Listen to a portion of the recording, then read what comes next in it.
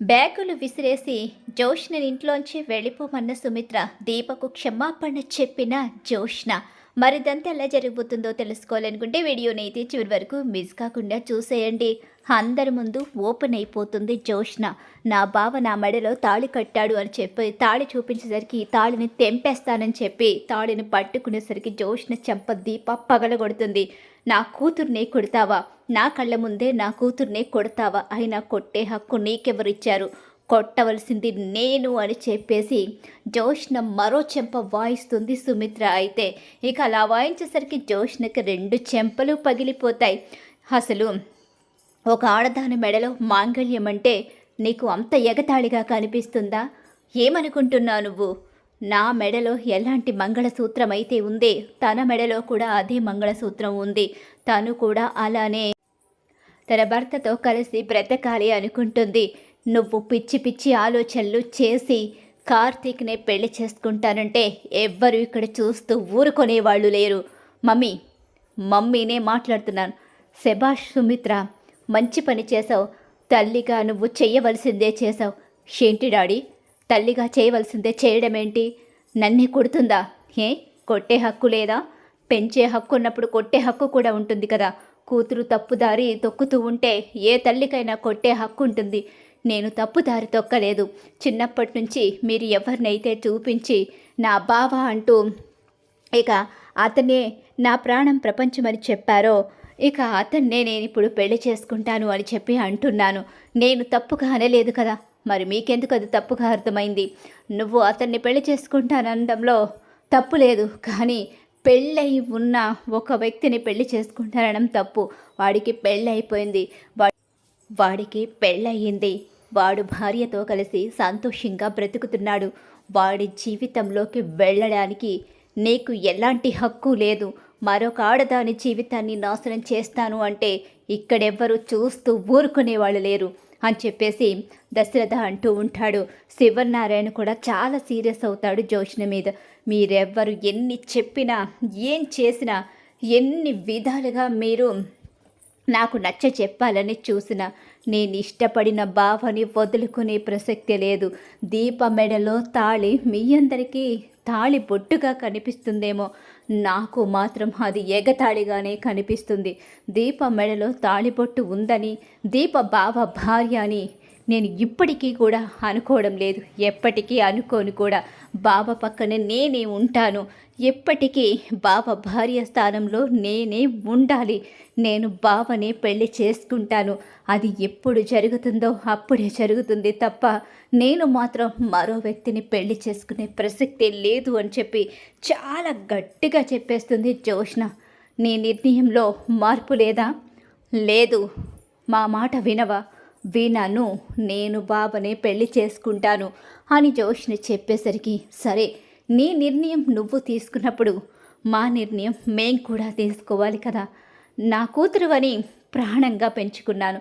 ఒక్కగానొక్క కూతురివి, ఈ ఇంటికి వారసురాలివి. నువ్వే మా ప్రాణం, నువ్వే మా బలం. బలహీనతగా బ్రతికాము, నీ కోసమే బ్రతికాము. కానీ నా కన్న కూతురు తప్పుదారి పట్టి ఈరోజు మరో ఆడదాని మాంగళ్యాన్ని లాగేసుకుంటాను అని మా కళ్ళ ముందే ఇంతగా తెగించి మాట్లాడేటప్పుడు ఇంకా మేము నీ విషయంలో జాలి, ప్రేమ, దయ ఇవేమీ చూపించాలి అనుకోవడం లేదు. కానీ ఒక్క పని మాత్రం చేయాలి అనుకుంటున్నాను అని చెప్పి గబ్బగబ్బా లోపలికైతే వెళుతుంది సుమిత్ర. అలా వెళ్ళేసరికి ఏం చేయబోతుంది మమ్మీ, అత్త ఏం చేయబోతుంది అని చెప్పి అంటూ ఉండగానే, బావా ఏం జరగబోతుంది?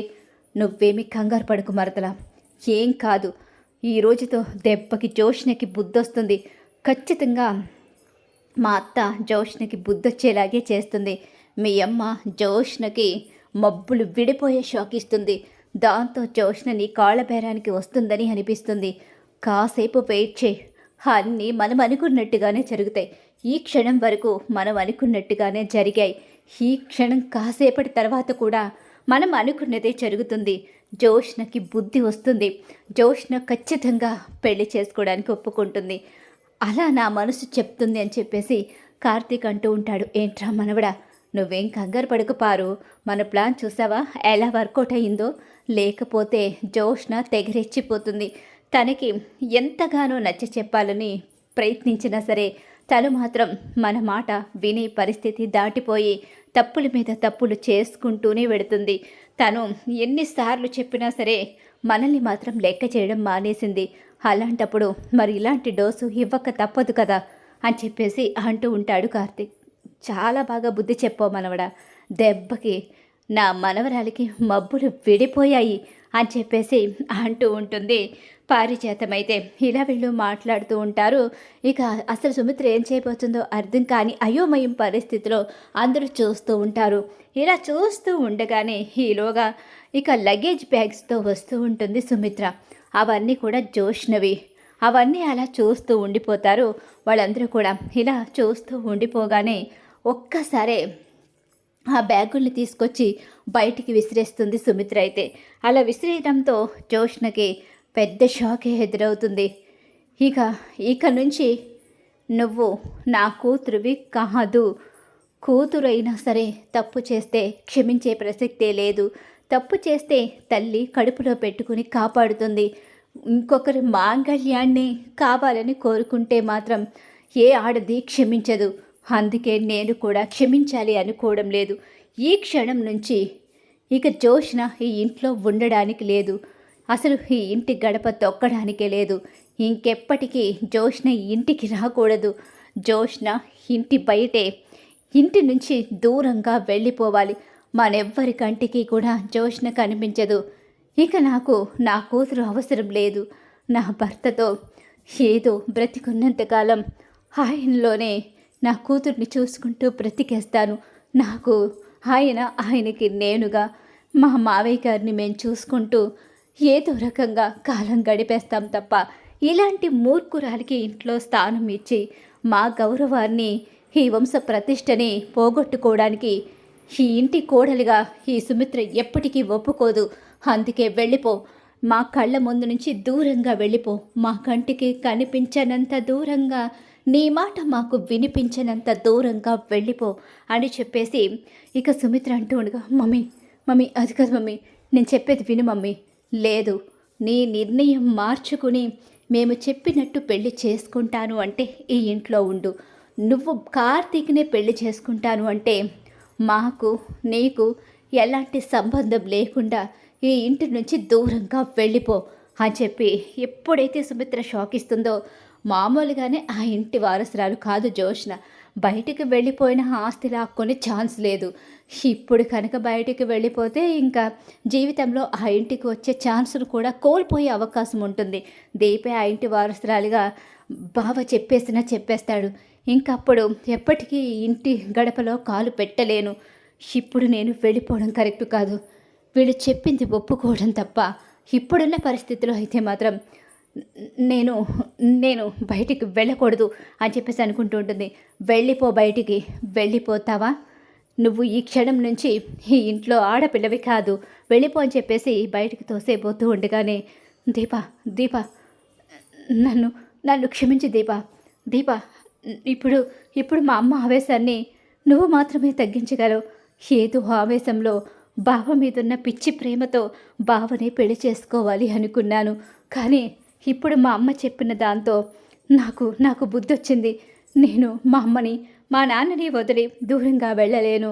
వాళ్ళు చెప్పినట్టుగానే మరో పెళ్ళి చేసుకుంటాను. బావని మర్చిపోయి ఇక నేను పెళ్లి చేసుకుంటాను. నీకు క్షమాపణ చెప్తున్నాను. ఇన్ని రోజులు బావని పెళ్లి చేసుకుంటానని చెప్పి నిన్ను బెదిరించి బాధ పెట్టినందుకు నీకు క్షమాపణ చెప్తున్నాను దీప. నన్ను క్షమించు దీప అంటూ దీప కాళ్ళ దగ్గర పడి క్షమాపణ చెప్తుంది జోష్న. ఇక అలా జోష్న అలా క్షమాపణ చెప్తూ ఉంటే, లేదు వెళ్ళిపో, నువ్వు ఇప్పుడు ఇలా మాట్లాడి మరో క్షణం మాట మార్చేస్తావు. నీ మాట మీద నాకు నమ్మకం లేదు అని చెప్పి సుమిత్ర అంటూ ఉండగానే, లేదు నేను మారాను మమ్మీ, నేను మిమ్మల్ని వదిలి వెళ్ళలేను మమ్మీ.